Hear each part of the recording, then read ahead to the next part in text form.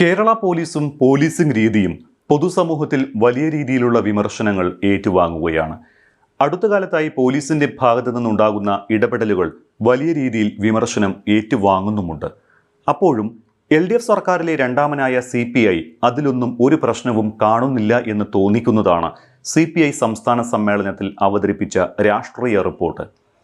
CPIയുടെ അഭിപ്രായത്തിൽ കേരളത്തിലെ പോലീസ് സൂപ്പറാണത്രേ. പൂരം കലക്കിയ പോലീസില്ല, നിരപരാധികളെ തല്ലിച്ചതയ്ക്കുന്ന പോലീസില്ല. പകരം നല്ല ഒരു കൂട്ടം മനുഷ്യരാണ് CPI കാണുന്ന പിണറായി ഭരിക്കുന്ന കേരളത്തിലെ പോലീസ്. പോലീസ് സാധാരണക്കാരനെ പിടിച്ച് കാടനടി അടിക്കുമ്പോഴും അത് കണ്ടു നിൽക്കുന്ന CPI പോലീസിനെ തൂവലുപയോഗിച്ച് തഴുകുകയാണ്. കേരളത്തിലെ പോലീസ് നടപടികളെ ഒരു വാക്കുകൊണ്ടുപോലും വിമർശിക്കാതെ തൂവലുപയോഗിച്ച് തഴുകുന്ന രീതിക്ക് CPI സംസ്ഥാന സമ്മേളനത്തിൽ പ്രതിനിധികളിൽ നിന്ന് തന്നെ അതിരൂക്ഷ വിമർശനം ഏൽക്കേണ്ടി വന്നു. അടുത്ത കാലങ്ങളിൽ പോലീസിനെതിരെ CPI ഉയർത്തിയ വിമർശനങ്ങൾ പോലും രാഷ്ട്രീയ റിപ്പോർട്ടിലേക്ക് എത്തിയപ്പോൾ ഇപ്പോഴത്തെ സംഭവങ്ങൾ പാർട്ടി വിഴുങ്ങിക്കളഞ്ഞതിൽ പാർട്ടി അണികൾക്കും പ്രവർത്തകർക്കും രോഷമുണ്ട്, അമർഷമുണ്ട്. പക്ഷേ അപ്പോഴും 2 തെരഞ്ഞെടുപ്പുകൾ വരുന്നുണ്ട്, തദ്ദേശ തെരഞ്ഞെടുപ്പും നിയമസഭാ തെരഞ്ഞെടുപ്പും. ഈ സമയത്ത് സർക്കാരിനെ പ്രതിരോധത്തിലാക്കുന്ന, പ്രതിസന്ധിയിലാക്കുന്ന ഒരു നടപടിയോ പ്രസ്താവനയോ ഒരു രേഖയോ പോലും സമ്മേളനത്തിൽ നിന്ന് ഉണ്ടാകരുത് എന്ന പാർട്ടി സെക്രട്ടറി ബിനോയ് വിശ്വത്തിന്റെ നിലപാടാണ് പാർട്ടി പ്രവർത്തകരെ രോഷം കൊള്ളിക്കുന്നത്. നടന്നതെല്ലാം ജനങ്ങൾക്കറിയാവുന്ന കാര്യമല്ലേ, പിന്നെന്തിനീ പുകമറ സൃഷ്ടിക്കുന്നു? സംസ്ഥാന രാഷ്ട്രീയത്തിൽ ഒരു തിരുത്തൽ ശക്തിയാകേണ്ടതിന് പകരം ആഭ്യന്തര വകുപ്പിനെ എന്തിനിങ്ങനെ തഴുകുന്നു എന്നൊക്കെയാണ് സമ്മേളന പ്രതിനിധികൾ ചോദിക്കുന്നത്. തെരഞ്ഞെടുപ്പ് മുന്നിൽ കണ്ടാണെങ്കിൽ അടുത്ത തെരഞ്ഞെടുപ്പിൽ 3ാം തുടർഭരണത്തിനുള്ള സാധ്യത ഇല്ലാതാക്കുന്നത് പോലീസ് വകുപ്പായിരിക്കും എന്ന രൂക്ഷ വിമർശനം പാർട്ടി നേതൃത്വത്തിന് നേർക്ക് പ്രതിനിധികൾ തൊടുത്തുവിടുന്നുണ്ട്. തൃശൂർ പൂരം കലക്കലിൽ പോലീസിനെതിരെ അതിരൂക്ഷ വിമർശനം ഉന്നയിച്ചത് CPI ആയിരുന്നു എന്ന് ഓർക്കണം. CPIയുടെ മന്ത്രി K. രാജൻ തന്നെ ADGP MR അജിത് കുമാർ താൻ വിളിച്ചിട്ട് ഫോൺ എടുത്തിട്ടില്ല എന്ന് നേരിട്ട് തുറന്നു പറഞ്ഞതാണ്. BJPയെ സഹായിക്കാൻ പോലീസ് ഇടപെട്ട് പൂരം കലക്കി എന്നായിരുന്നു അന്ന് ലോക്സഭാ തെരഞ്ഞെടുപ്പിൽ സ്ഥാനാർത്ഥിയായിരുന്ന VS സുനിൽകുമാർ അടക്കം വിമർശിച്ചത്. പക്ഷേ ഈ വിമർശനങ്ങളൊക്കെ സമ്മേളന റിപ്പോർട്ട് തയ്യാറായപ്പോൾ എവിടെ പോയെന്നറിയില്ല.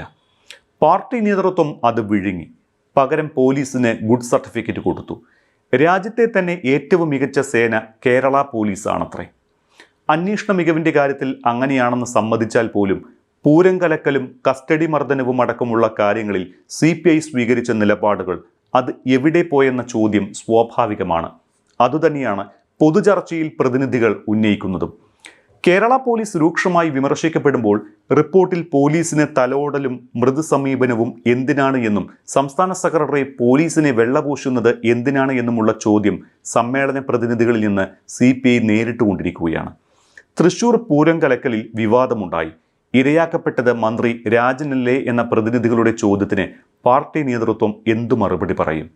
ഇതിൽ എന്ത് പ്രതിരോധ നടപടി പാർട്ടി എടുത്തു എന്ന് ചോദിക്കുന്നുണ്ട് പ്രതിനിധികൾ. മറുപടി പ്രസംഗത്തിൽ പാർട്ടി സെക്രട്ടറി എന്തു മറുപടി പറയും? തങ്ങളുടെ പാർട്ടി തന്നെ പറഞ്ഞത് വിഴുങ്ങിയതിൽ CPI സെക്രട്ടറിക്ക് എന്തു മറുപടി കൊടുക്കാനുണ്ടാകും? തൃശൂരിൽ പോലീസ് പ്രവർത്തിച്ചത് BJPക്കും RSSനും വേണ്ടിയാണ് എന്നും സർക്കാരിന്റെ നല്ല പ്രവർത്തനങ്ങൾക്ക് മങ്ങലേൽപ്പിച്ചുവെന്നും വിമർശനം ഉയർന്നിട്ടുണ്ട്. ഇതിനും പോലീസിന് ഗുഡ് സർട്ടിഫിക്കറ്റ് കൊടുക്കുന്ന ബിനോയ് വിശ്വം മറുപടി നൽകണം. സമകാലിക സാമൂഹിക രാഷ്ട്രീയ വിഷയങ്ങളിൽ പാർട്ടി നിലപാട് പറയുന്ന പ്രമേയമാണ് ഒരു സമ്മേളനത്തിൽ അവതരിപ്പിക്കുന്ന രാഷ്ട്രീയ റിപ്പോർട്ട്. സമ്മേളനത്തിന് മുന്നോടിയായി രാഷ്ട്രീയ പ്രമേയത്തിന്റെ കരട് CPI സംസ്ഥാന കൗൺസിൽ ചർച്ചയ്ക്കെടുത്തിരുന്നു. അപ്പോഴും ആഭ്യന്തര വകുപ്പ് മഹാമോശമാണ് എന്ന പൊതുവികാരം സംസ്ഥാന കൗൺസിലിൽ ഉയർന്നു.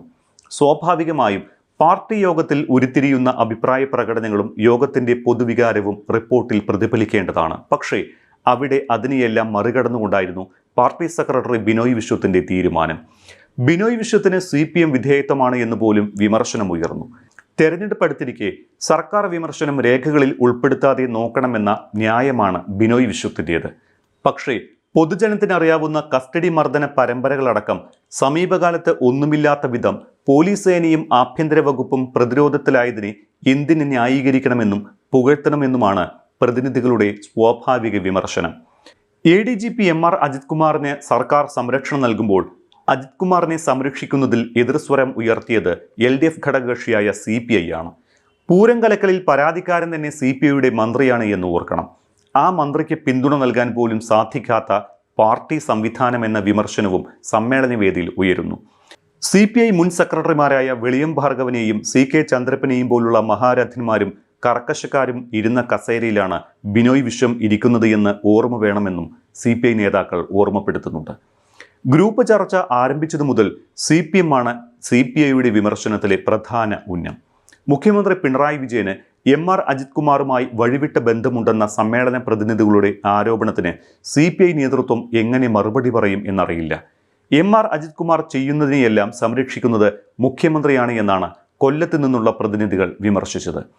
ആഭ്യന്തര വകുപ്പിനെ ബിനോയ് വിശ്വം സംരക്ഷിക്കുന്നു എന്ന നിലയിലേക്ക് വരെ വിമർശനം നീളുന്നുണ്ട്. സർക്കാരിനെതിരായ വിമർശനം പാർട്ടി രേഖകളിൽ വേണ്ട എന്ന നിലപാടെടുത്ത ബിനോയ് വിശ്വം പക്ഷേ മറ്റ് വകുപ്പുകളെക്കുറിച്ച് വലിയ രീതിയിലുള്ള വിമർശനം പ്രവർത്തന റിപ്പോർട്ടിലടക്കം ഉൾപ്പെടുത്തിയിട്ടുണ്ട്. ആഭ്യന്തര വകുപ്പിനും പൊതുമരാമത്ത് വകുപ്പിനും മാത്രമാണ് തലോടലുള്ളത്. അതെന്തുകൊണ്ടാണെന്ന് അദ്ദേഹം വ്യക്തമാക്കുന്നില്ല. തെരഞ്ഞെടുപ്പ് വരുന്നതിനാൽ സർക്കാരിനെ വിമർശിക്കേണ്ടതില്ല എന്ന് പറയുന്ന CPIയുടെ ഉദ്ദേശ ലക്ഷ്യം വ്യക്തമാണ്. അധികാരം മാത്രം. LDFന് മൂന്നാമതും തുടർഭരണം ലഭിക്കണം, അധികാരത്തിൽ വരണം. പക്ഷേ അതിനപ്പുറം പാർട്ടി ഒരു സ്വയം തിരുത്തൽ ശക്തിയായി വളർന്നു വരണമെന്ന വിമർശനം പാർട്ടിക്കുള്ളിൽ ശക്തമാണ്.